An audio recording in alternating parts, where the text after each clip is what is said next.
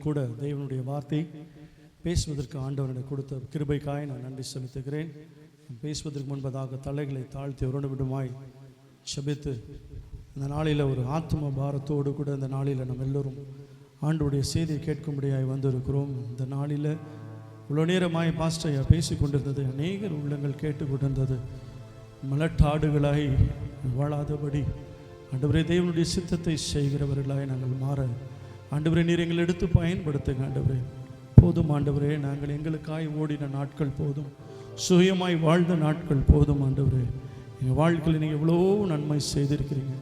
ஆனால் என் தேவன் செய்த நன்மைகளை நான் முன்பதாய் வந்து அறிவிக்கக்கூட எனக்கு மனதில்லாதபடி இருதயத்தை கல்லாக்கி கொண்டு நான் அந்த இடத்துல அமர்ந்திருக்கிறேன். ஆண்டவரே இந்த நாளிலேருந்து ஆண்டவரே இந்த நாளில் இந்த மெசேஜ் முடிகிறதுக்கு முன்பதாக இந்த கல்லான இருதயங்கள் உடைக்கப்படும்படியாக நாங்கள் செபிக்கிறோம். ஆண்டவரே இங்கே வந்து இருக்கிற ஒவ்வொரு உள்ளங்களில் ஒரு பெரிய தெளிவு உண்டாகும்படியா இந்த சபையின் வளர்ச்சிக்கு நான் பாடுபடுவேன் என்று சொல்லுகின்ற ஆண்டவரே மனதுள்ளவர்களை என் தெய்வன் முப்பக்கமாக இந்த நாளில் இழுத்துக்கொள்ளும்படியாக நாங்கள் செபிக்கிறோம். ஆண்டவரே பிரசனம் இந்த நாளில் இந்த மக்களோடு கூட இடைப்படும்படியாக செபிக்கிறோம்.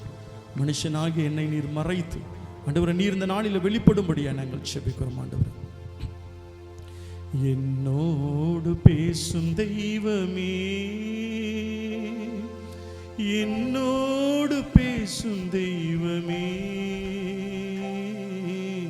என்னோடு பேசும் தெய்வமே, தேவா என்னோடு பேசும் தெய்வமே. மோசேயோடு முகமுகமாக பேசின தெய்வம் அல்லவோ, மோசேயோடு முகமுகமாக பேசின தெய்வம் அல்லவோ, கண்களில் கண்ணீரோடு கதறியே நின்றிடும் என்னோடு பேசும் தெய்வமே, கண்களில் கண்ணீரோடு கதறியே நின்றிடும் என்னோடு பேசும் தெய்வமே, என்னோடு பேசும் தெய்வமே, என்னோடு பேசும் தெய்வமே, என்னோடு பேசும் தெய்வமே, தேவா என்னோடு பேசும் தெய்வமே. ஆண்டவரே இந்த நாளினுடைய வார்த்தை எங்களோடு கூட பேசும்படியாய், இங்கே வந்திருக்கிற ஒவ்வொரு மக்களோடு கூட பேசும்படியாய், ஒரு இருதயங்க அந்த நாளில் மாறினவர்களாய், தேவனுக்காய் ஆண்டவருடைய சித்தத்தை செய்கிற பிள்ளைகளாய் இவர்களை நீர் மாற்றும்படியாக நாங்கள் செபிக்கிறோம். இந்த கரத்தில் எங்களை தாழ்த்தி அர்ப்பணிக்கிறோம்.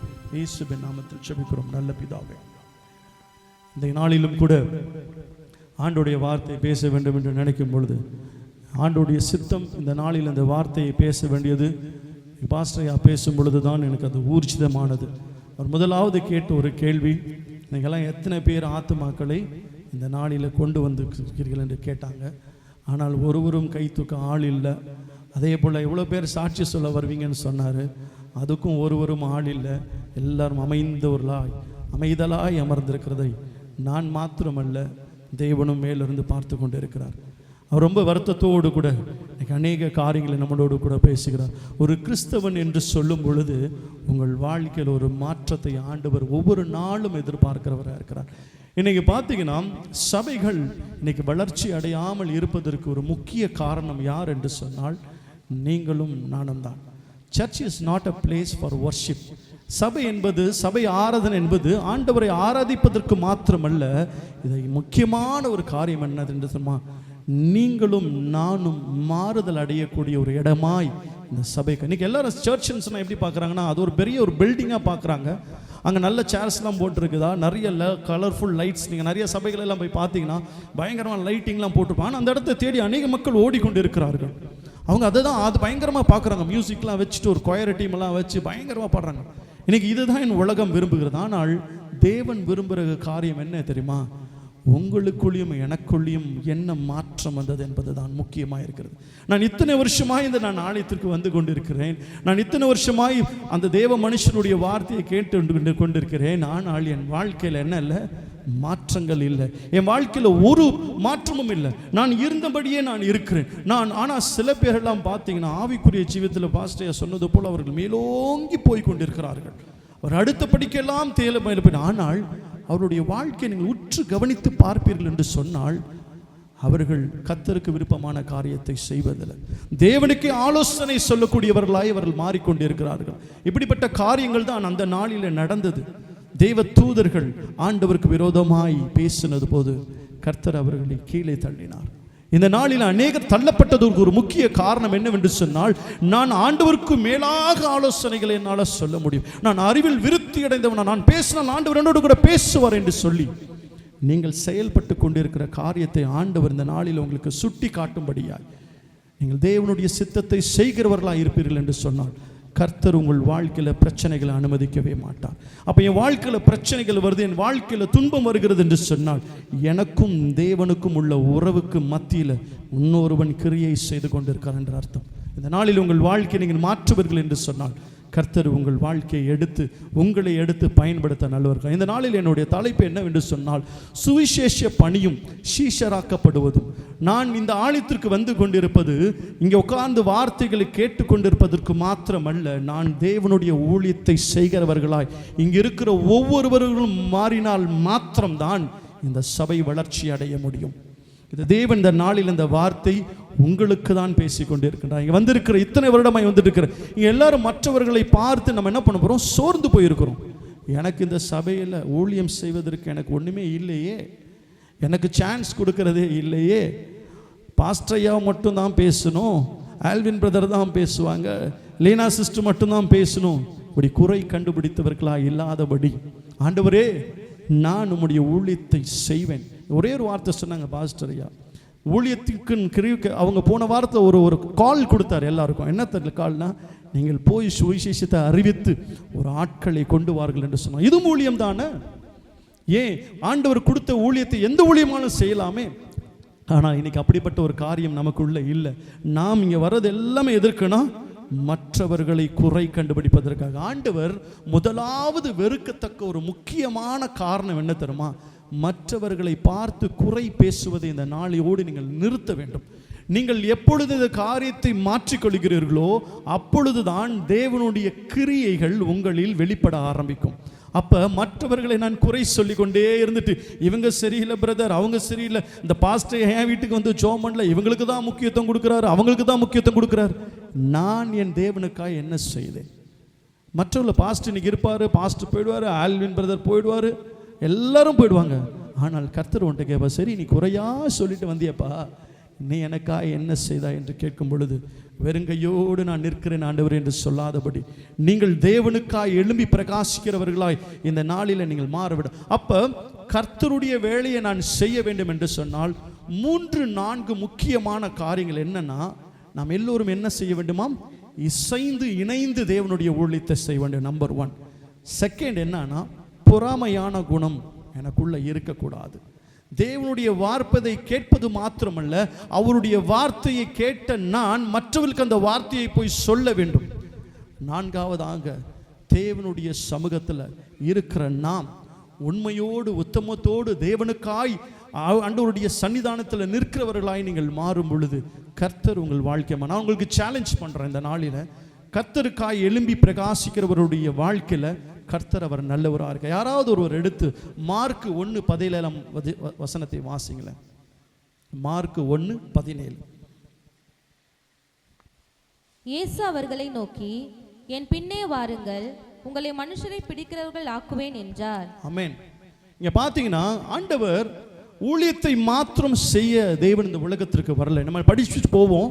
இன்னைக்கு சுவிசேஷத்தையும் சீஷர் ஆக்குவதையும் ஆண்டவர் எப்படி நேர்த்தியாய் செய்தார் என்பதை குறித்து இந்த நாளில் நம்ம தியானிக்க போகிறோம். கர்த்தர் ஒரு ஊழியத்தை செய்கிறார். அவர் செய்து கொண்டிருக்கும் போது அவர் சொல்லுகிற வார்த்தை, வாருங்கள் நான் உங்களை மனுஷர்களை பிடிக்கிறவர்களாய் மாற்ற. அவர்கள் மீன்களை பிடிக்கிற ஒரு மனுஷர்களை ஆண்டவர் என்ன பண்றாரு, நான் உங்களை மனுஷர்களை. இன்னைக்கு நம்ம எல்லாம் உலகத்தின் காரியங்களுக்காக தான் என்ன பண்ணிக்கிட்டு இருக்கோம், நம்ம ஓடிக்கொண்டு இருக்கிறோம். எல்லாரும் ரொம்ப ரொம்ப பிஸி. நீங்க பார்த்தீங்கன்னா, நான் எல்லாரும் ஒரே ஒரு கேள்வி கேட்கணும். நான் கடந்த வாரத்தில் ஒரு சம்பவத்தை நான் பார்த்தேன். எங்களுடைய குட்டி பையன் ஜோவின் உடைய ஃபஸ்ட் டே ஸ்கூல். அவர் வந்து போகிறாரு, நாங்கள் எல்லோரும் பயங்கரமாக எல்லாம் தயாரானோம். அவர் ஃபஸ்ட் டே ஸ்கூல் போகிறாரே அப்படின்னு சொல்லிட்டு நான் வாக்கிங் முடிச்சுட்டு வாக்கிங் டெஸ்ட்டோட போய் உட்காந்துட்டு இருந்தேன். அப்புறம் ஒருத்தர் திடீர்னு டிப்பு புல்லட்டில் ஒருத்தர் வந்தார். அவங்க பாட்டியம்மா பார்த்தீங்கன்னா பயங்கரமாக கோட்டிங்லாம் போட்டுட்டு அவங்கெல்லாம் ரெடி ஆகிட்டாங்க. பிள்ளையோட பாட்டி தான் ரொம்ப பயங்கரமாக கிளம்புனாங்க. சும்மா 5 கோட்டிங் போட்டிருப்பாங்கன்னு நினைக்கிறேன். சாரியெல்லாம் கட்டிட்டு பயங்கரம். ஃபஸ்ட்டு நாள் பேரன் ஸ்கூலுக்கு போகிறான்ல, எல்லோரும் வந்து இருந்துட்டாரு. நான் ஒரு விஷயத்தை நான் கவனித்தேன். அங்கே ஸ்கூலுடைய டைமிங் வந்து எத்தனை மணிக்கு? ஷார்ப்பாக 9 o'clock குழந்தை உள்ளே இருக்கணும். பெற்றோர்கள் எத்தனை மணிக்கு வந்தாங்க? எத்தனை மணிக்கு வந்திருப்பாங்கன்னு நினைக்கிறீங்க? 9:30க்கு வந்திருப்பாங்களா? 9:30க்கு வந்திருப்பாங்களா? ஷார்ப்பாக 8:40க்கு பைக்கில் வந்து ஹஸ்பண்ட் அண்ட் ஒய்ஃப் பிள்ளைங்களோட நின்றாங்க.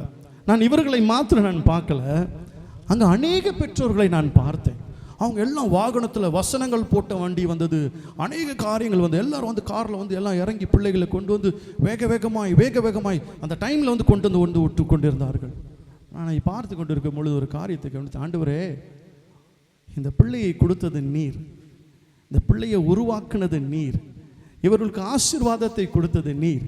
ஆனால் தான் பிள்ளையை வளர்ப்பதற்கு அவ்வளவு நேர்த்தியாய் இவர்கள் சென்று போய் நிறையான நேரத்துக்கு விடுகிறார்களே, ஆனால் தேவனுடைய ஆலயத்திற்கு வருவதற்கு மாத்திரம் இவர்களுக்கெல்லாம் என்ன இல்லை, மனதில்லையே. இன்னைக்கு இங்கே வந்திருக்க எல்லா பெற்றோர்களும் உங்களுடைய பிள்ளைகளை பள்ளிக்கூடத்துக்கு அனுப்புங்க. எத்தனை மணிக்கு அனுப்புறீங்க ஸ்கூலுக்கு? எத்தனை மணிக்கு ஸ்கூல் சிஸ்டர் உங்கள் பொண்ணுக்கு? 9:30. எத்தனை மணிக்கு? 10:30 போய் விடுவீங்களா சிஸ்டர்? 9:30 விடுவீங்களா? 9:30 சிஸ்டர் கரெக்டாக விட்றாங்க. வேறு யார் பிள்ளைங்க ஸ்கூல் போகிறாங்க? கை தூக்கலாம். யார் ஸ்கூல் போகிற பசங்க? எத்தனை மணிக்குமா ஸ்கூல்? 8:30. என்னைக்காவது போய் 9 மணிக்கு போயிருக்கானா? போனதில்லை. ஸோ இங்கே பார்த்தீங்கன்னா எல்லார் பேரண்ட்ஸ் என்ன பண்ணுறாங்க, தம் பிள்ளையை ரொம்ப நேர்த்தியாய் வளர்க்குறார்கள். ஆனால் அவர்கள் தோற்று போகிற ஒரு காரியம் என்ன தெரியுமா? உங்கள் பிள்ளையை தேவனுக்குள்ளாய் நீங்கள் வளர்ப்பதில்லை. ரிமெம்பர் ஒன் திங், உங்கள் வாழ்க்கையில் ஒரு விஷயத்தை நீங்கள் ஞாபகம் வச்சுக்கோங்க. பாருங்கள், உலக காரியத்திற்கு நான் முக்கியத்துவம் கொடுத்து ஓடுவேன். என் பிள்ளையை வளர்ப்பது அந்த பள்ளிக்கூடம் அல்ல, அந்த பள்ளிக்கூட போதனைகள் அல்ல, அது தாயின் கருவில் இருக்கும் போதே என் தேவன் அந்த பிள்ளையை அறிந்திருக்கிறார். அந்த பிள்ளை தேவனுடைய பிள்ளை, இதை எப்படி நான் வளர்க்க வேண்டும் என்று அறிந்த அந்த தேவனை வணங்குவதற்கு எனக்கு மனம் இல்லை. ஆனால் என் பிள்ளையை நான் ரொம்ப கரெக்டாக வளர்க்கணும் பிரதர், ஸ்கூலுக்கு கரெக்டான டைமில் கொண்டு போய் விடணும், அவன் பெரிய இன்ஜினியர் ஆகணும், அவன் பெரிய டாக்டர் ஆகணும் என்று சொல்லி பல கனவுகளோடு கூட நம்ம வாழ்ந்து கொண்டு இருக்கிறோம். ஆனால் என் தேவனை தேடுவதற்கோ மனதில்லாமல் இருக்கிறோம். நீங்கள் யோசிச்சு பாருங்கள், இயேசு உங்களை வைத்து நிச்சயமாய் கண்ணீரோடு கூட இருப்பார். பாருங்கள், நான் இவங்களை பிள்ளையை நான் வளர்த்தேன், எவ்வளோ ஆளாக்கி இருக்கிறேன், ஆனால் என்னை தேடுவதற்கு இவர்களுக்கு மனதிலேயே என்று சொல்லி ஓரமாய் ஒரு மனிதன் என்று உங்களுக்காய் அழுந்து கொண்டே இருக்கிறார். இந்த நாளில் நான் உங்களுக்கு தயவாய் கேட்டுக்கொள்கிற ஒரு காரியம் என்னவென்று சொன்னால், நீங்கள் தேவனுடைய ஊழியத்தை செய்கிறவர்களாய் மாற வேண்டும் என்று சொன்னால், முதலாவது நீங்கள் தேவனுக்கு பிரியமுள்ளவர்களாய் மாற வேண்டும். உங்கள் பிள்ளைகளை எப்படி ஒழுக்கத்தோடு நல்ல படிக்கணும்னு சொல்லி நீங்கள் வளர்க்குறீங்களோ, இந்த பிள்ளை எதை வாட்ச் பண்ணுது தெரியுமா? நீங்கள் செய்கிற ஒவ்வொரு காரியத்தையும் வாட்ச் பண்ணுது. நான் அடிக்கடி சொல்லுவேன் என் வீட்டில், இப்போ என் பையன் ஃபெயிலியர் ஆகிட்டான்னு வச்சுக்கோங்க, அவன் வாழ்க்கையில் அவனுடைய ஃபெயிலியருக்கு காரணம் யார் தெரியுமா? நான் தான். நானும் என் மனைவி தான் அதுக்கு பொறுப்பானவர்கள். பெற்றோர்கள் சரியான விதத்தில் நீங்கள் இல்லை என்று சொன்னால், உங்களை பார்த்து வளர்கிற பிள்ளைகளும் அப்படிதான் இருப்பாங்க. நீங்கள் எந்த ஸ்கூலுக்கு அனுப்பிச்சாலும் சரி, எந்த பட்டம் படிப்புகள் கொடுத்தாலும் சரி, ஒரு பிள்ளை தேவனுடைய தயவுலையும் கிருபையிலும் வளர்க்கப்படவில்லை என்று சொன்னால் அதோடைய வாழ்க்கை மாறி போய்விடும். இன்றைக்கி நீங்கள் நம்ப மாட்டீங்க, இன்றைக்கி நிறைய யங் ஜென்ரேஷன்ஸ் அவங்க வரப்போகிற காலத்தை குறித்து ஒரு ஆராய்ச்சி செய்கிறார்கள். அநேக குழந்தைகள் அவர்களுடைய மூளைகள் சிதைக்கப்படுகிறதாய் இன்னைக்கு ஆராய்ச்சியாளர்கள் சொல்லி கொண்டிருக்காங்க. Next generation it is going to be very very tough, ரொம்ப பயங்கரமாக இருக்க போதுன்னு சொல்கிறாங்க. ஏன்னா இந்த மொபைல் ஃபோன் அந்த பிள்ளைகளுடைய மூளையை சிதைக்கிற. அப்போ இப்படிப்பட்ட பொல்லாத நாட்களில் வாழ்ந்து கொண்டு இருக்கின்ற நாம் நம்மளுடைய பிள்ளைகளை எப்படி நாம் வளர்க்க வேண்டும் என்பதை நீங்கள் அவர்களுக்கு கற்றுக் கொடுக்கிற பிள்ளைகளாய் மாற்றணும். எனக்கு எங்கள் பெற்றோர்கள் எங்களுக்கு கற்றுக் கொடுத்த காரியம், காலையில் எழுந்திரிச்சு எங்கள் அப்பா 5:30 மணிக்கெல்லாம் பாட்டு பாடுவார். நாங்கள் கத்தி கூப்பாடு போடுவோம். இந்த மனுஷனுக்கு மனசாட்சியே இல்லையா? 5:30 மணிலேருந்து பாட்டு, அதுவும் பழைய பாட்டாக பாடுவார். அந்த பாட்டு நாங்கள் கேள்விப்படாத பாட்டாக பாடுவோம், ஏஞ்சி உட்காந்துக்கிட்டே இருப்போம். ஆனால் அன்றைக்கு அந்த காரியங்கள் எங்களுக்கு தெரியல. ஆனால் அவர்கள் அந்த நாளில் பண்ண அந்த ஸ்ட்ரிக்ட்னஸ், அந்த கண்டிஷன்ஸ் எங்களுக்கு ரொம்ப வெறுப்பாக இருந்தது. ஆனால் பிற்காலத்தில் அதுதான் எங்களுக்கு அஸ்திபாரமாய் மாறினது. இந்த நாளில் நாங்கள் ஆசீர்வதிக்கப்பட்டு இருக்கிறோம் என்று சொன்னால் அவர்கள் சொன்ன ஒரே ஒரு காரியம், நீ தேவனை மாத்திரம் பற்றி கொண்டாய் என்று சொன்னால் கர்த்தர் உன்னை உயர்த்துவார், தேவனுடைய வழியில நீ நடப்பாய் என்று சொன்னால் கர்த்தர் உன்னை உயர்த்துவார் என்ற வார்த்தைகளை மாத்திரம் திரும்பி திரும்பி சொன்னாங்க. எங்க படிப்பை பற்றிலாம் பெருசாக எங்கள் அப்பா கவலைப்பட்டதே கிடையாது. நீ படிக்காம போ, ஒன்றும் பண்ணுவான், ஆனால் தேவனை மாத்திரம் நீ பிடிச்சுக்கிண்டாய் என்று சொன்னால் உன் வாழ்க்கை மாத்திரமல்ல, உன் பிள்ளைகள், உன் பிள்ளைகளுடைய சந்ததிகள் ஆசீர்வதிக்கப்படும் என்று சொன்னார். இன்னைக்கு உங்களுடைய பிள்ளைகளை பார்த்து நீங்க கவலைப்பட்டு இருக்கிறீங்க, உங்கள் எதிர்காலத்தை பார்த்து கவலைப்பட்டு இருக்கீங்க. ஆனால் நான் தேவனுடைய ஆலயத்துக்கு வருகிறேன், தேவனுக்காய் வாழுகிறேன், ஜெபம் செய்கிறேன், ஆனால் தேவனுக்காய் நான் வாழ மாட்டேன், நான் என்னுடைய சித்தத்தின்படி தான் செய்வேன். இன்னும் 2 விதமான ஆவிகள் இந்த நாட்களில் கிரியை செய்கிறது. யாராவது ஒருவர் எடுத்து மத்தேயு 4:17, 18, 19 வாசிங்களேன். அது முதல் இயேசு மனம் திரும்புங்கள், பரலோக ராஜ்யம் சமீபித்திருக்கிறது என்று பிரசங்கிக்க தொடங்கினார். இயேசு கலிலேய கடலோரமாய் நடந்து போகையில் மீன் பிடிக்கிறவர்களாய் இருந்த 2 சகோதரராகிய பேதுரு எனப்பட்ட சீமோனும் அவன் சகோதரனாகிய அந்திரேயாவும் கடலில் வலை போட்டு கொண்டிருக்கிற போது அவர்களை, என் பின்னே வாருங்கள், உங்களை மனுஷரை பிடிக்கிறவர்கள் ஆக்குவேன் என்றார். ஆமென். இங்க நீங்க பார்த்தீங்கன்னா தேவன் செய்த 2 காரியங்கள். ஒன்று, அவர் தன்னுடைய மக்களோடு கூட ஒரு அவுட்ரீச் மினிஸ்ட்ரி பண்ணிக்கிட்டு இருக்கிறாரு.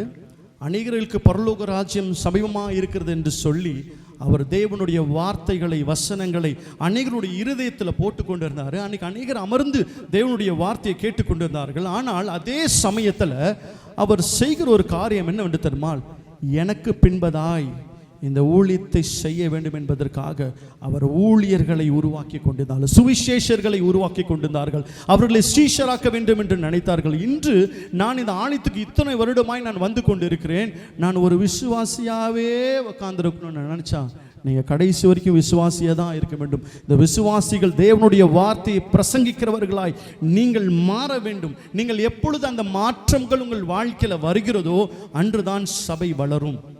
நீங்கள் எல்லாரும் வந்து ஆடுகளாய் மாத்திரம் இல்லாதபடி இந்த ஆடுகள் குட்டி போட்டால்தான் இந்த சபை முழுவதும் நிரம்பப்படும். இன்னைக்கு ஏன் இந்த காரியத்தை என் வாழ்க்கையில் செய்ய முடியல, ஏன் என் வாழ்க்கையில் ஆசீர்வாதத்தை அடைய முடியல, ஏன் என்னால் தேவனுடைய ஊழியத்தை செய்ய முடியவில்லை என்று சொன்னால் 2 விஷயம். ஒன்று, பரிசுத்த ஆவியானவர் ஒருவர் உண்டு. 2வது, அசுத்த ஆவி ஒன்று உண்டு. இந்த பரிசுத்த ஆவி ஒரு மனுஷனுக்குள்ள இருக்கும் என்று சொன்னால் அவன் கிரியைகளை செய்ய ஆரம்பிப்பான். இந்த அசுத்தாவி கூட இருக்குன்னு சொன்னால் அது கிரியை செய்கிற மாதிரி செய்யும், ஆனால் அது நயவஞ்சகமாய் உங்கள் வாழ்க்கையை பாழாக்கப்படும். இன்னைக்கு அநேகருடைய வாழ்க்கையில் இதுதான் நடக்குது. எப்போ இந்த பிரச்சனை நடந்தது என்று சொன்னால், ஏன் இந்த பிரச்சனை நடந்தது என்று சொன்னால், மனுஷன் இந்த உலகத்தில் உதித்த நாள் முதல் இந்த பிரச்சனை ஆரம்பமானது. பிசாசு இன்னைக்கு இல்லைங்க, அவன் ஆரம்பத்திலேயே வந்து விட்டான், அவன் ஆரம்பத்திலேயே உங்களை தொட்டு விட்டான். அந்த பாவமானது இன்றும் தொடர்ந்து வந்து கொண்டே இருக்கிறது. ஆதாம் ஏவாளை ஆண்டவர் அழகாய் ஏதேன் தோட்டத்தில் படைத்தார், அவருக்கு எல்லா விதமான ஆசீர்வாதங்களையும் கொடுத்தார். நீங்கள் எல்லாவற்றையும் ஆண்டு அனுபவித்துக் கொள்ளுங்கள், ஆனால் ஒன்றே ஒரு கட்டளை மாத்திரம் சொன்னார். மனுஷனுடைய பொல்லாத குணம் எது தெரியுமா, எதை நீங்கள் செய்யக்கூடாது என்று சொல்லுகிறீர்களோ அதை தான் செய்ய தோன்றுவான். ஆனால் இவர்கள் தேவனுடைய கிருபைக்குள்ளாக இருந்தனால, ஆண்டவரோட டைரக்ட் கனெக்ஷனில் இருந்தனால இந்த கனெக்ஷனை கட் பண்ண வேண்டும் என்று சொல்லி பிசாசு எதிர்பார்த்தான். அவன் செய்தது என்ன என்று உங்கள் எல்லாருக்குமே தெரியும். அவன் சொன்னான், புசிக்கக்கூடாது என்று சொன்ன அந்த கனியை என்ன பண்ணா, புசிக்கிங்க, நீங்கள் புசிச்சாதான் நீங்கள் என்ன பண்ணுவீங்க, நீங்கள் சூப்பர் ஆவீங்க. இதெல்லாம் சொல்லுவாங்க பிரதர், நீங்கள் அதெல்லாம் தப்பு இல்லை பிரதர். யார் சொன்னா சினிமாவுக்கு போகிறதெல்லாம் தப்பு இல்லைன்னு சொன்னால் அதெல்லாம் ஒன்றும் இல்லை பிரதர், அதான் ஜாலியாக போகலாம். சர்ச்சுக்கு டைம் போனேன்னு யாரும் எங்கே பைபிள் எங்கே எழுதியிருக்கா, அப்படி நான் போட்டிருக்கேன், அப்படிலாம் ஒன்றும் கிடையாது. ஆண்டவர் இருதயத்தை தான் பார்க்குறாரு, ஆண்டவர் எதையும் பார்க்குறதில்ல. எஸ், ஆண்டவர் இருதயத்தை தான் பார்க்குறாரு. ஆனால் உனக்கு தெரியாமல் ஒருத்தர் ஒரு வேலையை பார்த்துக்கிட்டே இருப்பார் உன் கூட. அந்த கனெக்ஷன் கட் ஆன போது ஆண்டவர் அவங்களோட உருவாடி கொண்டு இருந்தார். டைரக்ட் கனெக்ஷன் பிட்வீன் ஆதாம் ஏவாள் அண்ட் ஏசப்பாவுக்கு ஒரு பெரிய கனெக்ஷன் இருந்துச்சு. ஒரு பரிசுத்த ஆவியானவர் அவரோடு இணைக்கப்பட்டிருந்தது. ஆனால் அந்த பிசாசு என்னைக்கு உள்ளே பூந்தானோ அவங்கள டிஸ்கனெக்ட் பண்ணிட்டான். உங்கள் வீட்டில் ஒரு ஏர்டெல் கனெக்ஷன் இருக்குது என்று சொன்னால் திடீர்னு அவனை வந்து கட் பண்ணிட்டு போயிட்டானா உங்கள் வீட்டில் ஃபோன் எடுக்குமா, நீங்கள் மட்டும் தனியாக பேசிட்டு இருக்க வேண்டியதான். என்னங்க அந்த பக்கம் அவர் பேசிட்டு நீங்கள் மட்டும் தனியாக பண்ண பைத்தியம் மாதிரி பேசிட்டு இருக்க வேண்டியதான். ஆனால் இந்த நாளில் உங்களுடைய கனெக்ஷன் ஆண்டவரோடு இணைக்கப்படவில்லை என்று சொன்னால் நீங்கள் தேவனுடைய ஊழியத்தை செய்ய முடியாது. அப்போ பரிசுத்த ஆவியானவர் உங்களில் கிரியை செய்யவில்லை என்று சொன்னால், அசுத்த ஆவி உங்களில் கிரியை செய்தால் அது உங்களை விட ஞானமானதாக இருக்கும். நீங்கள் எதெல்லாம் கரெக்ட்னு செய்கிறீங்களோ அதையெல்லாம் அது தப்புன்னு தான் சொல்லும். எந்த ஆசீர்வாதத்தெல்லாம் கர்த்தர் உனக்கு கொடுக்குறாங்களோ அதை தடை செய்வதற்கு அவன் அநேக காரியங்களை பொய் சொல்லுவான். இல்லை, கர்த்தர் நான் உன்னோடு பேசுகிறேன் என்று சொல்லி அவன் உன்னோடு இடைப்படுவான். ஆனால் அந்த அறிவை நீங்கள் அறிந்து கொள்ளவில்லை என்று சொன்னால் உன்னை கொண்டு போய் பாழும் கணத்தில் ஒரு நாள் தள்ளி விடுவான். இந்த கால வேளையில் கர்த்தர் சொல்லுகிறது என்னவென்று சொன்னால், இயேசுவை நாம் விசுவாசித்து அவருடைய நீதியை நீங்கள் கடைபிடிக்கும் பொழுது, கர்த்தருக்கென்று நீங்கள் வாழும் பொழுது கர்த்தர் உங்களை நிச்சயமாக எடுத்து. அப்போ நான் இந்த ஊழியத்தில் நான் சுவிசேஷகனாய் மாற வேண்டும் என்று சொன்னால் எனக்கும் என் தேவனுக்கும் உள்ள கனெக்ஷன் என்ன பண்ணணும்? மீண்டுமாய் அதை கனெக்ட் பண்ண வேண்டும். இங்கே பார்த்தீங்கன்னா நிறைய நேரத்தில் இந்த ஸ்பீக்கர் டிஸ்கனெக்ட் ஆகணும். அப்பப்போ நம்ம பிரேம் பிரதர் வந்து என்ன பண்ணுவார்? கனெக்ட் பண்ணுவார். அன்றைக்கி நாங்கள் பாட்டு பாடுறோம், ஒரு இடத்துல மட்டும் சத்தம் வருது, ஒரு இடத்துல சத்தமே வரல.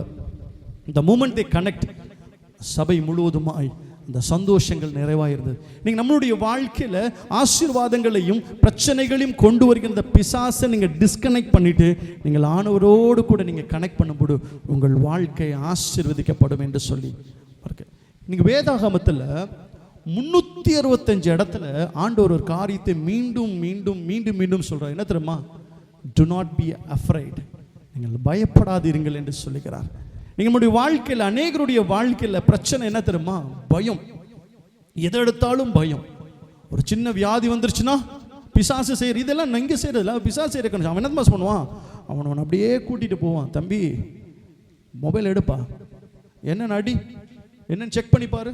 ஐயோ இது கொண்டு போய் கேன்சர்ன்றாங்க, ஐயோ இந்த மாத்திரையை போட்டா ஐயோ இது போய் பிரச்சனையாயிடுமே, ஐயோ இது அதுவாயிடுமே. ஆனால் ஆண்டவர் சொல்லுகிறாரு, நீ பயப்படாத.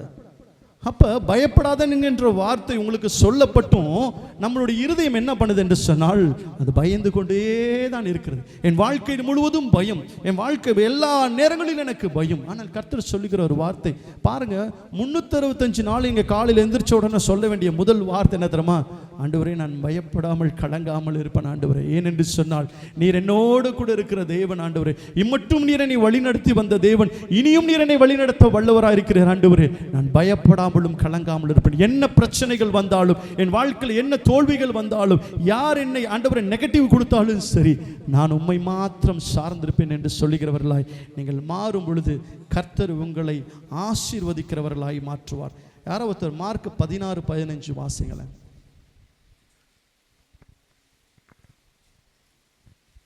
பின்பு அவர் அவர்களை நோக்கி, நீங்கள் உலகமெங்கும் போய் சர்வ சிருஷ்டிக்கும் சுவிசேஷத்தை பிரசங்கியுங்கள்.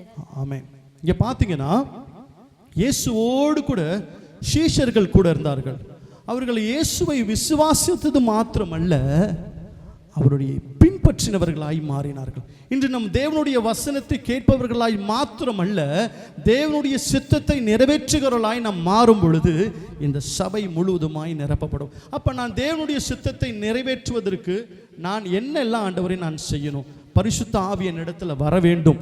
நான் சுவிசேஷத்தை சொல்லுகிறவனாய் நான் மாற வேண்டும். அப்படி நான் செய்யும் பொழுது கர்த்தர் என் வாழ்க்கையை மாற்ற அவர் நல்லவராய் இருக்கிறார். ஆமென். எவ்வளவு பேர் இதை நம்புறீங்க, விசுவாசிக்கிறீங்க?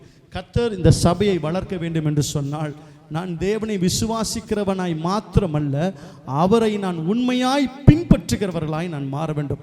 இன்னைக்கு நாம் எவ்வளோ காரியங்கள் கேட்டாலும், எவ்வளோ மெசேஜஸ் கேட்டாலும், நான் இயேசுவெல்லாம் விசுவாசிக்கிறேன் பிரதர், அவர் தான் மட்டுமா என்னை நடத்தி வந்திருக்கிறார், அவரை போல நல்ல தெய்வம் யாருமே இல்லை, அவர் என் ஆபத்து நாட்களில் என்னை பாதுகாத்திருக்கிறார், அவர் என்னை மட்டுமாய் வழி நடத்தி வந்திருக்கிறார்.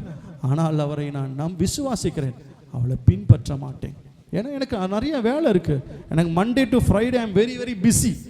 என் வாழ்க்கையில் டைமே கிடையாது. நான் ஸ்கூலுக்கு போகணும், காலேஜ் போகணும், வேலைக்கு போகணும், வரும், எனக்கு நேரமே கிடையாது. அப்படி என்று சொல்லியவர்களாய் நான் இருப்போம் என்று சொன்னால் தேவன் இந்த ஆலயத்தில் கிரியை செய்ய முடியாது. நீங்கள் ஆண்டவரை விசுவாசிப்பதும் அல்ல, அவருடைய சீஷராய் மாறி தேவன் செய்த சித்தத்தை, நாம் இங்கே இருக்கிற ஒவ்வொருவரும் தேவனுடைய சித்தத்தை செய்கிறவர்களாய் மாறும் பொழுது கர்த்தர் உங்களை எடுத்து பயன்படுத்த நல்லவராக இருக்கிறார். ஒரு அருமையான ஒரு காரியத்தை நான் சொல்ல வேண்டும். சுவிசேஷம் என்பது கற்பிக்கப்படுவதை விட நம்ம கை கொள்ள வேண்டியது மிக மிக அவசியமாக இருக்குது. நீங்கள் நிறைய நேரத்தில் கற்பிப்போம், நான் நிறைய விஷயத்தை சொல்லுவோம், சொல்கிற நாம் அந்த காரியத்தை செய்யக்கூடியவர்களாய் மாற வேண்டும். அதுதான் முக்கியமான. உங்களை somebody is watching you, உங்களை சில பேர் உங்களை பார்த்து கொண்டு இருக்கிறார்கள். அப்ப நான் கிறிஸ்தவன் என்று சொல்லும் பொழுது கிறிஸ்து உங்களில் வெளிப்படவில்லை என்று சொன்னால், அந்த கிறிஸ்துவானவர் உங்களுக்குள்ள இருந்து கிரியை செய்யவில்லை என்று சொன்னால், நீங்கள் முயற்சிக்கிற எல்லா காரியங்களும் வீணாய் போய்விடும். இந்த நாளில் தேவன் உங்களுக்கு சொல்லுகிற ஒரு அனதிக முக்கியமான காரியம், நீங்கள் எப்படி உங்கள் பிள்ளைகளை வளர்க்க வேண்டும் என்று நீங்கள் ஆசைப்படுகிறீர்களோ, அவர்களை தேவ பக்தியிலும் பயத்திலும் வளர்க்கப்பட வேண்டும் என்று ஆசைப்படுகிறோ, அதே போலதான் தேவனும் உங்களை தம்முடைய பிள்ளைகளாய் மாற்ற வேண்டும் என்று ஆசைப்படுகிறார்.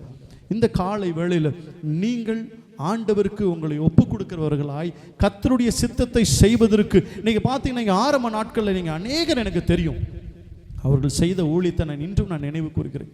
ஆனால் இந்த நாளில் அவங்க எல்லாம் என்னாச்சு? அமைதலாக இருக்கிறார்கள். அவங்க ஊழியங்கள் செய்கிறார்கள், ஆனால் ஊழியத்தில் ஒரு கிரியைகளுமே இல்லை. ஊழியத்துக்கு ஓடுகிறார்கள், ஆனால் ஊழியத்திலேருந்து எந்த அறுவடையும் இல்லை. இப்போ நான் ஒரு இடத்துல ஒரு பெரிய வயலில் நான் விளைச்சல் வைக்கிறேன்னு வச்சுக்கோங்களேன், அந்த விளைச்சல் எனக்கு கனி கொடுக்கவில்லை என்று சொன்னால், அது சுட்டு அக்கினியிலே தான் போடப்பட வேண்டும். அது ஒன்றுமில்லாத ஒரு இடத்துக்கு போய்விடும். ஆனால் அந்த இடத்துல ஒரு பெரிய விளைச்சல் கிடைக்குது என்று சொன்னால், அந்த இடத்தின் அந்த கனிகளை நான் புசிக்கக்கூடியவனாய் நான் மாறுவேன். நேற்றைய தினத்தில் நாங்கள் பேசிக்கொண்டிருந்தோம், நான் பிரேமெல்லாம் உட்காந்து வீட்டில் நைட்டு சாப்பிடாம பேசிக்கொண்டிருந்தோம். இஸ்ரவேல் தேசத்தில், அந்த கானான் தேசத்தில் திராட்சை கொடிகளை அவர்கள் போய் வேவு பார்க்க போவார்கள். ஜோஷுவாவும் காலேப்பும் என்ன பண்ணுவாங்க? அதை வேவு பார்க்க போகும் பொழுது அவங்க சொல்லுவாங்க, நீங்கள் ஜஸ்ட் போய் பாருங்க, அந்த தேசம் எப்படி இருக்கு பாருங்கன்னு சொல்லி மோசஸ் ஆளை அனுப்புவார். இவங்களை போய் பார்ப்பான் தான். என்ன பண்ண நடந்துச்சு தெரியுமா? நம்ம இன்னைக்கு திராட்சை பழத்தெல்லாம் பார்த்துருக்கோம், எங்கே பார்க்குறோம்? இப்படி எடுத்து போடுவார், 1 கிலோ 1/2 கிலோன்னு எடுத்து போடுவார். அவர்கள் திராட்சை குலைகளை கட்டையில் இந்த பக்கம் ஒருத்தர் 2 பேர் நடந்து என்ன பண்ணுவாங்களா? அந்த திராட்சை கொலைகளை தூக்கி கொண்டு நடந்து போவார்களாம். யோசிச்சு பாருங்க, எவ்வளோ பெரிய ஒரு ஆசீர்வாதமான ஒரு காரியத்தை ஆண்டவர் அவர்கள் செய்வேன் என்று சொல்லி வாக்களித்தார். அப்போ அந்த தேசத்தில் பாலும் தேனும் மாத்திரமல்ல, கனிகளும் பழங்களும் நிறைந்த ஒரு செழிப்பான ஒரு தேசமாய் அது காணப்பட்டது. அந்த திராட்சை கொலைகளை அவர்கள் தூக்கி கொண்டு நடக்க முடியாமல் நடந்து போய் கொண்டிருந்தார்களாம். இன்னைக்கு என் வாழ்க்கையில் ஆண்டவர் இப்படிப்பட்ட ஆசீர்வாதத்தை நான் கொடுக்க வேண்டும் என்று சொன்னால், இப்படிப்பட்ட காரியத்தை என் வாழ்க்கையில் நான் எடுத்துக்கொள்ள வேண்டும் என்று சொன்னால், நான் முதலாவது தேவனுடைய ராஜ்யத்தையும் நீதியும் தேட வேண்டும். நீங்கள் பார்க்குற இந்த ஆசீர்வாதங்கள் எல்லாம் அநித்தியமானவைகள்.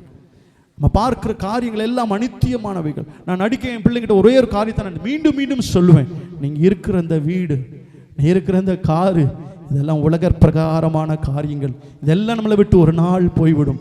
ஆனால் மாறாத ஒன்றே ஒன்று வந்து, அது இயேசுவின் அன்பு மாத்திரம்தான். அவருடைய அன்பு மாத்திரம் ஒரு நாள் நம்மை விட்டு விலகாது. அந்த ஒரே ஒரு அன்பு மாத்திரம் என்னுடைய கஷ்ட நேரங்களில், என் கண்ணீரின் பாதைகளில், நான் தனியில் புலம்புன நாட்களில், அந்த இயேசுவின் அன்பு மாத்திரம் உன்னோடு இருக்கும் தம்பி. இதெல்லாத்திற்கும் மேலும் நீ கண்ணு போட்டுறாத. இந்த ஆசீர்வாதங்கள் எல்லாம் அநித்தியமானவைகள். ஆனால் நித்தியமான இது ஒன்று நீ தேடும் பொழுது, இந்த ஆசீர்வாதங்கள் ஆண்டவனுக்கு கூட்டி கொடுக்க நல்லவராக இருக்கிறார். நீ நம்ம எல்லாம் ஆசீர்வாதத்தை நோக்கி ஓடிக்கொண்டிருக்கிறோம். ஆசீர்வாதம் தான் முக்கியம், எனக்கு பிஸ்னஸ் தான் முக்கியம், எனக்கு என்னுடைய வேலை தான் முக்கியம் என்று ஓடிக்கொண்டிருக்கிறோம். ஆனால் தேவனுடைய வார்த்தை உங்களுக்கு சொல்லியிருக்கிறது. அவர் தீர்க்கதரிசனமாய் சொன்ன வார்த்தை, நான் உன்னை பாலும் தேனும் ஓடுகிற கானான் தேசத்துக்குள்ள கொண்டு போய் விட வேண்டும் என்பதுதான் தேவனுடைய சித்தம். இங்க இருக்கிற ஒவ்வொருடைய வாழ்க்கையிலும் ஆண்டவர்களை ஆசீர்வதிக்க வேண்டும் என்றுதான் சித்தம். ஆனால் பிசாசு அதை ஒரு நாளும் அடிக்க மாட்டான். அதுதான் நான் சொன்னேன், 2 விதமான ஆவி இந்த நாட்களில் கிரியை செய்து கொண்டிருக்கிறது. பயங்கரமாய் கிரியை செய்து கொண்டிருக்கு. நீங்கள் தேவனுக்கு ஒரு காரியத்தை செய்ய வேண்டும் என்று சொல்லி நீங்க ஒரு அடி எடுத்து வச்சீங்கன்னா, அவங்கள 10 அடி பின்னாடி கொண்டு போயிடுவான். He will never allow you to do God's ministry. கர்த்தருடைய வேலையை செய்வதற்கு அவன் ஒரு நாள் உங்களை அனுமதிக்க மாட்டான். பாஸ்டர் சொன்னாங்க, என்னுடைய சரீரத்தில் வேதனைகள், என்னோட குடும்பத்தில் கஷ்டங்கள் உண்டு. அவர் கண்ணீரோடு கூட பேசின வார்த்தைகளை ஆண்டவர் கேட்டுக்கொண்டு இருந்தார். ஆனால் அனைத்திலையும் ஆண்டவர் என்னோடு கூட இருந்து என்னை தாங்குகிற தேவனாயிருக்கிறார். அவர் என்னை வழிநடத்துகிற தேவன். ஒருவன் என் ஊழியத்தை செய்வான் என்று சொன்னால், என் பிதாவானவர் அவனை கனப்படுத்துகிறவராயிருக்கிறார். ஆமென்.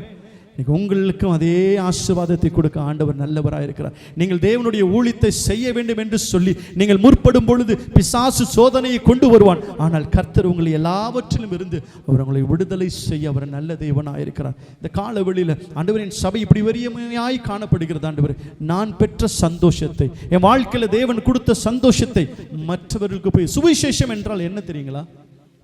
சுவிசேஷம் என்றால் என்ன? Good news. தேவன் உங்கள் வாழ்க்கையில் செய்த நன்மைகளை போயிட்டு இன்னொருத்தட்ட இயேசு உங்களை நேசிக்கிறார் என்று சொல்லுங்க. போதும், ஒரே ஒரு வார்த்தை மாற்ற சொல்லுங்க. இந்த மனுஷனுடைய வாழ்க்கையில் ஆண்டவர் கிரியை செய்வார். இன்னைக்கு நான் ஒரு இடத்துல ஒரு காரியங்கள் கேள்விப்பட்டேன். சில நேரத்தில் நீங்கள் விதை போடுகிறவர்களாக இருப்பீர்கள். நீங்கள் விதையை தான் போடுவீங்க, ஆனால் அது வளர்ச்சி அடையும். உங்கள் வேலை விதையை போட்டுட்டு வந்துடணும், அது வளர்ச்சி அடையும். அந்த வளர்ச்சி அடைகிறத, அந்த கனியை புசிக்கிறது வேற யாராவது இருப்பாங்களாம்? யோசிச்சு பாருங்க. நீங்கள் விதையை போட்டால் நான் தான் சாப்பிடணும். நான் சாப்பாடு செஞ்சால், அனிதா வீட்டில் சாப்பாடு செஞ்சால் அனிதா தான் சாப்பிடணும். டெய்லி நான் போய் உட்காந்துருந்தேன் என்ன பண்ணும், வந்துட்டான்டா இந்த ஒருத்தன் டெய்லி வந்து உட்காந்துடுறான் அப்படின்னு சொல்லிட்டு நான் போய் டெய்லி இந்த சாப்பாடை சாப்பிட்டுட்டு இருந்தேன்னு வச்சுக்கலாம். அடுத்த வாட்டி போனால் இன்றைக்கி சாப்பாடு செய்யலைண்ணா அப்படின்னு சொல்லிடுவாங்க. மூணாவது என்ன பண்ணாங்க, இன்றைக்கி சாப்பாடு இல்லை போயா, டெய்லி வந்துடுறான். ஆக நம்ம விதைக்கிறது நம்மளுடைய காரியமாக இருந்தாலும் அறுவடை செய்து அதை புசிப்பது வேறையாக இருப்போம். தேவனுடைய காரியம் என்ன சொல்லுதுன்னா, நீங்கள் தேவனுடைய வேலையை மாத்திரம் செய்யுங்க, நீங்கள் விதைகளை மாத்திரம் போடுங்க, கனிகளை அறுப்பது அது வேற யார் காய் கூட ஆண்டவர் கொடுப்பார். ஆக உங்கள் வேலையை கர்த்தர் உங்களுடைய வாழ்க்கையில் செய்த நன்மைகளை நீங்கள் கிறிஸ்துவுக்காய் அதை உண்மையாய் செய்யும் பொழுது அது நிச்சயமாய் பலன் கொடுக்கும். அந்த பலன் உங்களுக்கு கிடைக்கலா இருக்கும். இல்லை ஆண்டோட சித்தத்தின்படி வேற எங்கேயாவது இந்த ஆத்துமா சென்று ஆண்டோட இடத்துல. ஆகவே இந்த நாளில் நமக்கு கொடுக்கப்பட்ட இந்த நிலத்தில் இருக்கிற கனிகளையே நம்ம என்ன பண்ணலை, ஒன்றும் பறிக்க முடியல. ஏரிக்கரையில் இருக்க கனிகளை பறித்தாலே அது பெரிய ஒரு கனியாக இருக்கும். எங்கே நம்ம ஏரிக்கரை கனியெல்லாம் காஞ்சி கருவாடா அப்படியே உட்காந்துருக்கு. அதுக்கு உரத்தை போட்டு அதை நல்லா கொத்தி, நிறைய இடத்த கொத்த வேண்டியது இருக்குது. கொத்தக்கூடிய இடம் நிறையா இருக்குது. அதுகளெல்லாம் திருப்பியும் கொத்தணும்னு நான் இருக்கிறேன். திருப்பியும் அப்பா கிட்ட சொல்லி, அப்பா கொஞ்சம் வந்து கொத்தி விட்டு போங்கன்னு சொல்லலான்னு இருக்கேன். நான் ஜோம் பண்ணி நிறையா வந்து காஞ்சி போயிருக்குது. கனி எல்லாமே எல்லாம் பலர்ந்து வந்து புஸ்குன்னு ஆகிடுது. எல்லா கனியும் நல்லா கொத்துன்னு கொத்தி கொஞ்சம் உரத்தை போட்டு விட்டு இவங்க எல்லாம் மீண்டுமா எழும்பி பிரகாசிக்க ஆண்டவர் கிரியை செய்ய வேண்டும் என்று சொல்லி, நாம் கிறிஸ்துவர்கள் என்பதை நம்ம என்ன பண்ணணுமா, ஒவ்வொரு நாளும் நாம் அதை உறுதிப்படுத்திக் கொள்ள வேண்டும் என்று சொல்லுகிறது. யாராவது ஒரு எழுத்து அப்போஸ்தலர்கள் 17:11 வாசிங்களேன். ஆத்தும ஆதாயம் செய்ய வேண்டியவர்கள் கடைபிடிக்க வேண்டிய முக்கியமான 3 காரியங்கள். அதுல முதலாவது வாசிமா. அந்த பட்டணத்தார் மனோவாஞ்சியாய் வசனத்தை ஏற்றுக்கொண்டு காரியங்கள் இப்படி இருக்கிறதா என்று தினந்தோறும் வேத வாக்கியங்களை ஆராய்ந்து பார்த்ததினால் தெசலோனிக்கேயில் உள்ளவர்களை பார்க்கலும் நற்குணசாலிகளாய் இருந்தார்கள். ஆமென்.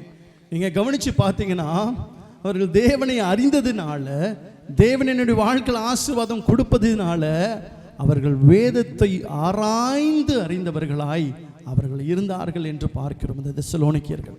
அப்ப உங்க வாழ்க்கையில தேவனை அறிந்து கொள்ள வேண்டும் என்று சொன்னால், நீங்கள் கிறிஸ்தவர்கள் என்பதை உறுதிப்படுத்திக் கொள்ள வேண்டும் என்று சொன்னால், உங்கள் உறுதியானது அது திடமாய் இருக்கும் பொழுது மற்றவர்கள் உங்களை பார்த்து அவர்கள் சாட்சிகளாய் மாற வேண்டும்.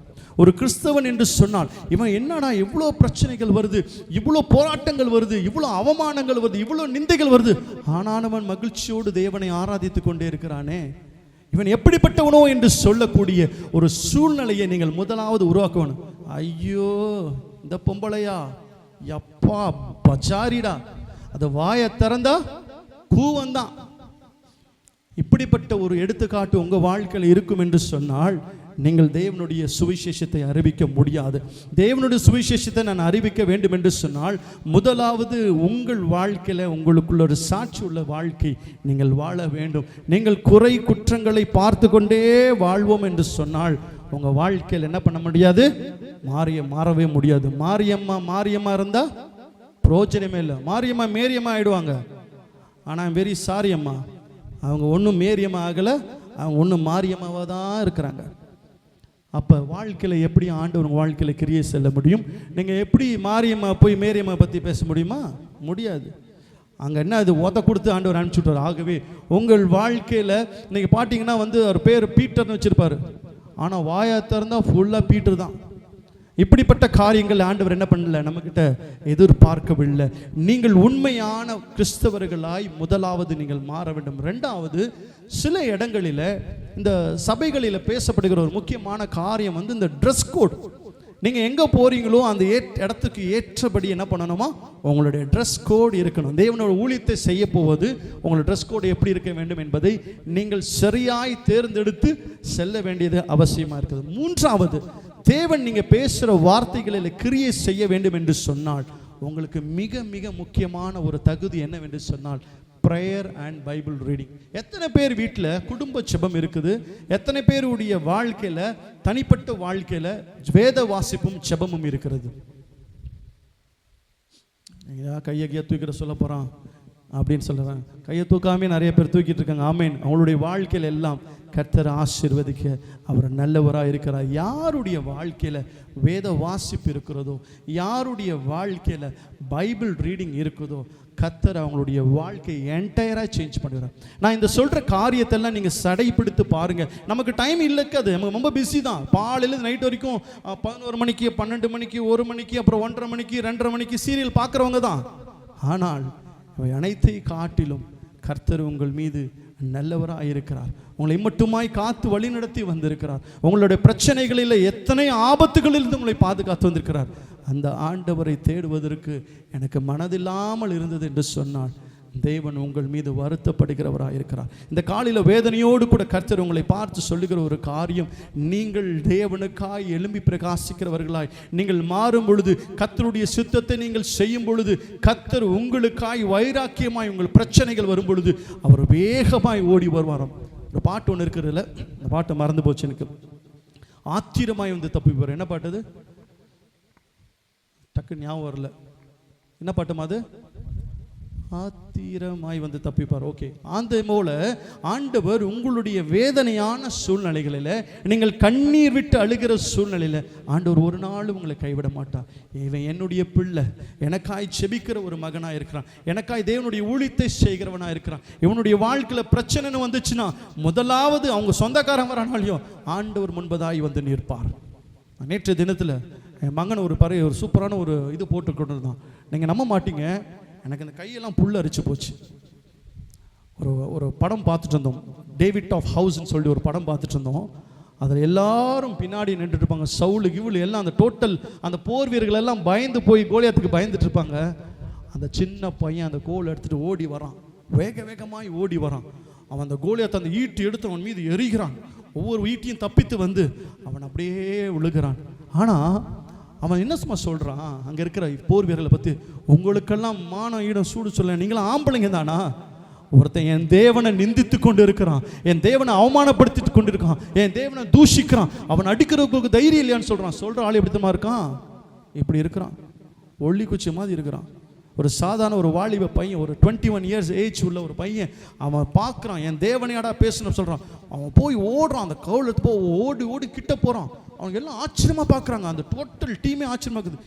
இந்த பொடி பையன் வந்து எப்படி அவனை அடிக்க முடியும்னு சொல்லி பார்க்குறான். அவன் சிரிக்கிறான், என்னடா தடியை கொண்டு வந்திருக்க, நாயா என்னை அடிக்க வரியா நீ சொல்லிட்டான். அவன் அப்படியே சொல்லிட்டு என்ன பண்ணுறான், அந்த கோல் எடுத்து விட்டான். அந்த கல்லை அவன் நெற்றியில் பத்து அவன் தலை குப்புற விழுந்த போது அவன் கத்தி எடுத்து அவன் தலையை வெட்டுக்கிறான். இன்னைக்கு யோசிச்சு பாருங்க, கர்த்தர் உங்க வாழ்க்கையில சின்ன வயசுல இருந்து இவ்வளோ நாள் வழி நடத்திட்டு வந்திருக்கிறாரே, அந்த தேவனுக்கு நான் என்ன செய்திருக்கேன் என்னைக்கா யோசிச்சு பார்த்துருக்கிறீங்களா? உங்க ஆபத்து நேரத்தில், உங்க கஷ்ட நேரத்தில், உங்க பிரச்சனைகள் நேரத்தில் எத்தனையோ சூழ்நிலைகள் ஆண்டவர் உங்களை காப்பாற்றி வந்திருக்கிறாரே, அந்த தேவனுக்கு நீயும் நானும் என்ன செய்திருக்கிறோம்? நான் எத்தனை நாள் தேவனுடைய ஊழியத்தை செய்திருக்கிறோம்? நான் எப்பொழுது நான் சீஷனாய் மாறி அநேகரை பிடிக்கிறவர்களாய் நான் மாறி இருக்கிறேன்? ஒரு நாளும் இல்லை. எங்க போச்சு உங்கள் விசுவாசங்கள் எல்லாம்? எங்கே போச்சு உங்கள் வைராக்கியங்கள் எல்லாம்? எங்கே போச்சு? எனக்கு இவ்வளோ இடம் காலியாக இருக்குது. ஏன் அவர்களெல்லாம் யாரும் போய் சந்திக்கிறது இல்லை? பாஸ்டரையாக தான் போய் சந்திக்கணுமா? ஏன் விசுவாசிகள் போய் மற்ற விசுவாசிகளோடு பேசி, நீ ஏன் ஆலயத்துக்கு வரல? நீங்கள் ஆலயத்துக்கு வாங்க, தேவனை ஒன்றாய் ஆராதிப்போம் என்கின்ற மனது நமக்கு எங்கே போச்சு? நீங்கள் எல்லாம் மீண்டுமா எழும்பி பிரகாசித்தால் தான் இந்த சபை வளர்ச்சி அடையும். நீங்கள் அமர்ந்து இருக்கிற வரைக்கும் இந்த சபை வளர்ச்சி அடையவே ஆகாது. இங்கே இருக்கிற ஒவ்வொருவரும் தேவனுடைய ஊழியத்தை சித்தத்தை நீங்கள் செய்யும் பொழுது கர்த்தர் இந்த சபையை கட்டி எழுப்ப அவர் நல்லவராக இருக்கிறார். ஜெபத்துக்கு எடுத்துக்காட்டாக இருக்க வேண்டும் என்று சொல்லி மார்க் 1:36 எடுத்து வாசிங்களேன்.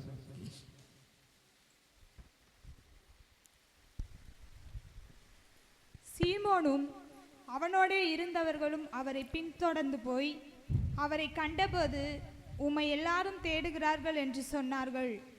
அவர்களை அவர் நோக்கி, அடுத்த ஊர்களிலும் நான் பிரசங்கம் பண்ண வேண்டுமாதலால் அவ்விடங்களுக்கு போவோம், வாருங்கள், இதற்காகவே புறப்பட்டு வந்தேன் என்று சொல்லி கலிலேயா நாடெங்கும் அவர்களுடைய ஜெப ஆலயங்களில் அவர் பிரசங்கம் பண்ணி கொண்டும் பிசாசுகளை துரத்தி கொண்டும் இருந்தார்கள். அப்பொழுது குஷ்டரோகி ஒருவன் அவரிடத்தில் வந்து அவர் முன்பாக முழங்கால் படியிட்டு, உமக்கு சித்தமானால் என்னை சுத்தமாக்க உம்மால் ஆகும் என்று வேண்டிக் கொண்டான். ஆமென். இங்கே பார்த்தீங்கன்னா, தேவன் ஒரு காரியத்தை செய்வதற்கு முன்பதாக, அவர் அற்புதங்களையும் அடையாளங்களும் செய்வதற்கு முன்பதாக, அவர் அநேக நேரங்களில் சீஷர்கள் வந்து ஆண்டவரை கேட்பாங்களே, என்ன ஆண்டவரே எங்கள் கூட தான் இருக்கிறீங்க, நம்ம எல்லாரும் ஒன்றா தான் ஊழியம் செஞ்சுட்டு இருக்கிறோம், அப்பப்போ திடீர்னு தனியாக போய்டுறீங்க ஏன் அப்படின்னு கேட்டாங்களாம். ஆண்டவர் சொன்னாராம், நான் உங்களோடு கூட தான் இருக்கிறேன், உங்களோட தான் ஊழியம் செய்கிறேன், ஆனாலும் என் பிதாவோடு கூட நான் என்ன பண்ணணும், நான் ஒவ்வொரு நாளும் உறவாடி கொண்டு இருக்க வேண்டும். என் வேத வாசித்துட்டு ஆண்டவர் அப்பப்போ பிதாவோடு பேசிக்கொண்டு அவருடைய சித்தத்தை செய்கிறவராய் அவர் இந்த உலகத்தில் சுற்றி திரிந்தார் என்று நம்ம பார்க்கிறோம். ஆண்டவருடைய வல்லமை, ஆண்டவருடைய டைரக்ட் கனெக்ஷன் இருந்ததுனால இவர் பேசுகிற ஒவ்வொரு வார்த்தையிலும் தேவ ஆவியானவர் செயல்பட்டார். குஷ்டரோகங்கள் சுஸ்தமானது, பிசாசின் பிடியில் இருந்தவர்கள் விடுதலை பெற்றார்கள். இப்படிப்பட்ட ஆசீர்வாதத்தை ஆண்டவர் என்ன பண்ணுகிறாரு, சீஷர்களுக்கு கொடுக்கிறார். ஆமென். இப்போ இங்கே இருக்கிற அமர்ந்திருக்கிற எல்லாருக்கும் ஆண்டவர் என்ன பண்ணியிருக்கிறாரு, கிருபை அளித்திருக்கிறார். ஆனால் இதை யாராவது எக்ஸ்பீரியன்ஸ் பண்ணியிருக்கிறோமா? யாராவது ஜெபிச்சு ஏதாவது அற்புதங்கள் நடந்திருக்கிறா? நான் நிறைய கேட்டிருக்கேன் விசுவாசிகள் மூலியமாக. இங்கே இருக்கிற ஒவ்வொருவருக்கும் கர்த்தர் கிருபைகளை கொடுத்திருக்கிறார். அப்போ அந்த கிருபையை நான் பெற்றுக்கொள்ள வேண்டும் என்று சொன்னால் நான் முதலாவது ஜெபத்தில் தரித்திருக்க வேண்டும், கர்த்தருடைய பாதத்தில் அமர்ந்திருக்க வேண்டும். ஒரு அருமையான ஒரு மனிதன் அவர் சொல்லுகிறாரு, வில்கெல் ஸ்மித் அப்படின்றவர் சொல்கிறாரு, நீங்கள் வந்து இன்னொரு சோல் வின்னராய் மாறணும், ஒரு ஆத்துமாவை நீங்கள் ஜெயிக்கத்தக்கிறவர்களாய் மாறும்.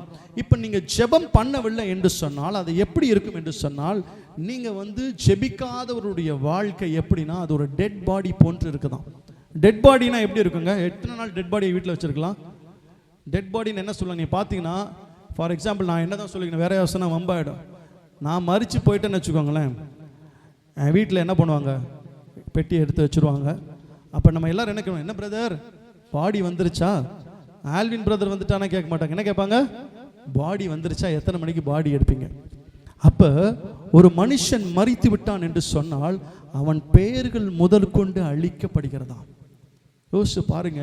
இப்போ இந்த உலகத்தில் நீங்கள் இருக்கிற நாட்களில் நீங்கள் தேவனுக்காய் ஊழியம் செய்யவில்லை என்று சொன்னால் நம்மளுடைய பெயர்கள் முற்றிலும் அளிக்கப்படும். அப்போ ஜெபிக்காதவருடைய வாழ்க்கை நாற்றம் அடிக்கக்கூடியதாய் இருக்கிறது என்று சொல்லி அந்த ஸ்மித் என்கின்ற ஒரு அருமையான ஒரு மனுஷன் அவர் சொல்லுகிறார். அவர் அடுத்த ஒரு காரியத்தை சொல்லுகிறார், ஜெபம் இல்லாதவர்களுடைய வாழ்க்கை எப்படிப்பட்டதாக இருக்கும் என்று சொன்னால், ஸ்பைனல் கார்டு இல்லைன்னா நீங்கள் எப்படி இருப்பீர்கள்? ஸ்பைனல் கார்டு இல்லைன்னா என்ன ஆகும் தெரியுமா?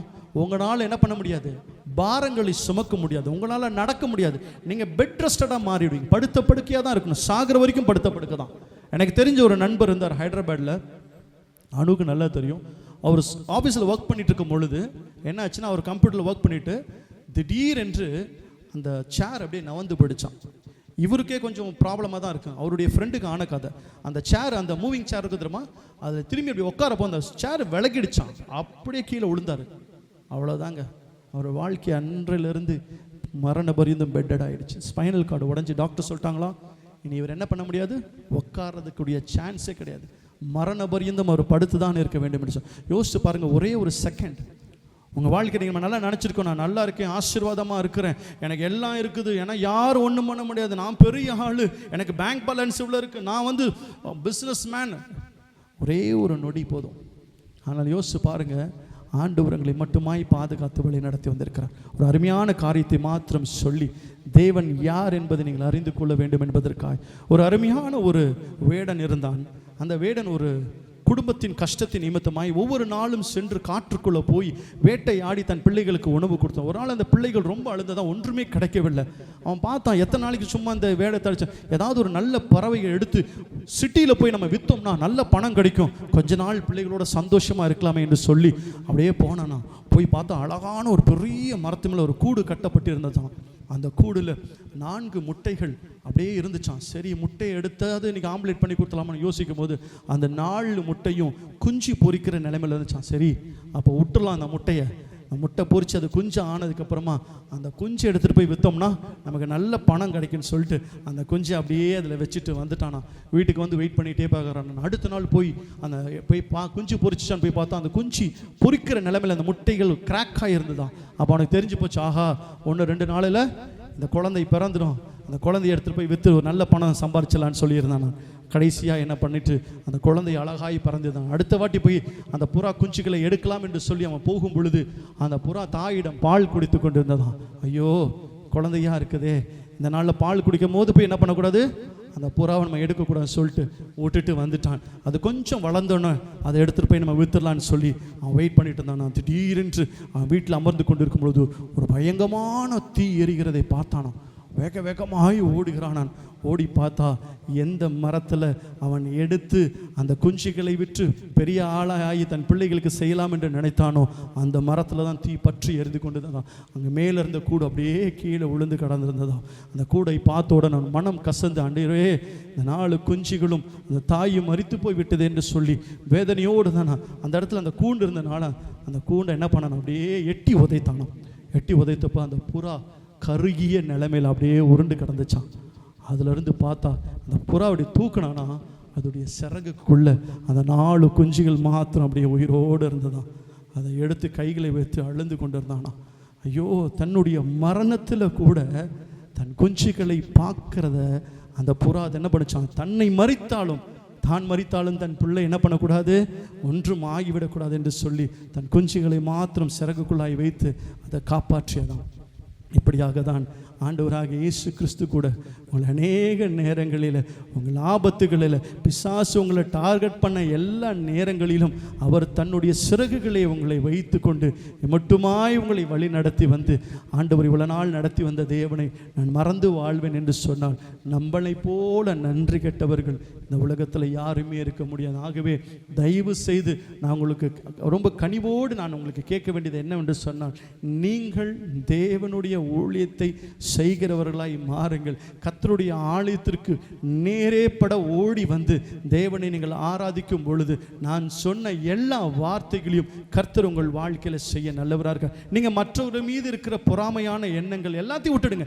யார் எனக்கு என்ன வேணா செஞ்சுட்டு போட்டோம், எனக்கு விரோதமாக அவங்க என்ன வேணா பண்ணட்டும், ஆனால் நான் ஆராதிக்கிற தேவன் ஜீவனுள்ளவர். அவர் நியாயாதிபதியாக இருக்கிறார். அவர் ஒரு நாளும் என்னை கைவிடாமல் என்னை காக்க நல்ல தேவனாக இருக்கிறார் என்று சொல்லி அவர் கடைசி நாட்களில் உங்களோடு கூட இருந்து உங்களை ஆசீர்வதித்து உங்கள் வாழ்க்கையில் நீங்கள் எதிர்பார்க்கிற எல்லா விதமான ஆசீர்வாதங்களை ஆண்டவர் தர சித்தமுள்ளவராக இருக்கிறார். ஆகவே உங்கள் வாழ்க்கையில் உங்களை தேவனுடைய ஊழியத்திற்கு, தேவனுடைய சுவிசேஷத்தை சொல்வதற்கு, மற்றவர்களோடு கூட தேவன் உங்களுக்கு செய்த ஆசீர்வாதங்களை பகிர்ந்து கொண்டு அவர்களை ஆலயத்திற்கு கொண்டு வருவதற்குரிய நீங்கள் சுவிசேஷர்களாக இந்த நாளில் நீங்கள் மாறும் பொழுது கர்த்தர் உங்களை எடுத்து பயன்படுத்தும் போது நிச்சயமாக இந்த ஆலயம் நிரப்பப்படும், உங்கள் வாழ்க்கையும் ஆசீர்வதிக்கப்படும், நீங்கள் கூட்டிட்டு வருகிற அந்த ஆத்மாவுடைய அதுவும் ஆசீர்வதிக்கப்படும் என்று சொல்லி கர்த்தர் உங்கள் வாழ்க்கையில் எல்லாவற்றையும் நிறைவாய் தர கர்த்தர் நல்லவராக இருக்கிறார். அப்படியே தலைகளை தாழ்த்தி கொஞ்ச நேரமாய் செபிப்போமா. தலைகளை தாழ்த்தி. கடைசி நாட்களில் கூடிய காலங்கள் ஆரம்பமாகின்றது. கடைசி நாட்களில் கூடிய காலங்கள் ஆரம்பமாகின்றது.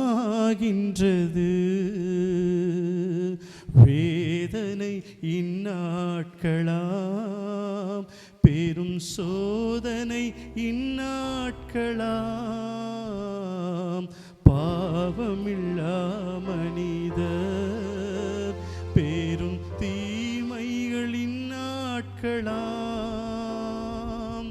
கடைசி நாட்களில் கொடிய காலங்கள் ஆரம்பமாகின்றது. கடைசி நாட்களில் கொடிய காலங்கள் ஆரம்பமாகின்றது. ஆமாண்டவரே, இந்த கடைசி நாட்களில் கொடிய காலங்கள் ஆரம்பமாகி விட்டது ஆண்டவரே. மனுஷர் தற்பிரியரும் வீம்புக்காரரும் அகந்தை உள்ளவர்களும் ஆண்டவரே இப்படிப்பட்ட சூழ்நிலைக்குள்ளாய் மாறிக்கொண்டு இருக்கிறார்கள் ஆண்டவரே. இந்த கடைசி நாட்களில் என் தேவனுடைய சித்தத்தை செய்கிறவர்களாய் என் சபைக்கு வருகின்றது ஆத்மாக்களுடைய வாழ்க்கையில் ஒரு பெரிய மாறுதல் இந்த நாளில் உண்டாகும்படியா நான் ஜெபிக்கிறேன் ஆண்டவரே. இங்க இருக்கிற வந்திருக்கிற ஒவ்வொரு பிள்ளைகளையும் ஆண்டவரே தேவனுடைய ஊழியத்தை செய்கிற ஆண்டவரே சுவிசேஷர்களாய் சீஷர்களாய் என் தேவன் இந்த நாளில் மாற்றும்படியா நான் ஜெபிக்கிறேன். இவர்களுக்குள்ள நமக்குள்ள இருந்து கிரியை செய்கிற எல்லா அசுத்த ஆவியின் கிரியைகளை தேவன் இந்த நாளில நிர்மலமாக்கி போடும்படியாய் கர்த்தருடைய பணியையும் கர்த்தருடைய சித்தத்தையும் ஆண்டவரை உணர்ந்தவர்கள் செய்கிறவர்களாய் மாற என் தேவனீர் கிருபை பாராட்டும்படியாய் நாங்கள் ஜெபிக்கிறோம் ஆண்டவரே. எங்களுடைய திரு கரங்களில் தாழ்த்தி அர்ப்பணிக்கிறோம் ஆண்டவரே. ஆண்டவரே, வந்தவர்கள் வந்த வண்ணமாய் அல்ல ஆண்டவரே, தேவனுடைய சித்தத்தை செய்கிறவர்களாய் நிறைவேற்றவர்களாய் இவர்கள் மாற தேவன் கிருபை செய்யுங்க. உடைய கரத்தில் இவர்களை முற்றிலுமாய் தாழ்த்தி அர்ப்பணிக்கிறோம். எல்லா துதிகன மகிமை உமக்கே செலுத்துகிறோம். இயேசுவின் நாமத்தில் ஜெபிக்கிறோம் நல்ல பிதாவே, ஆமென்.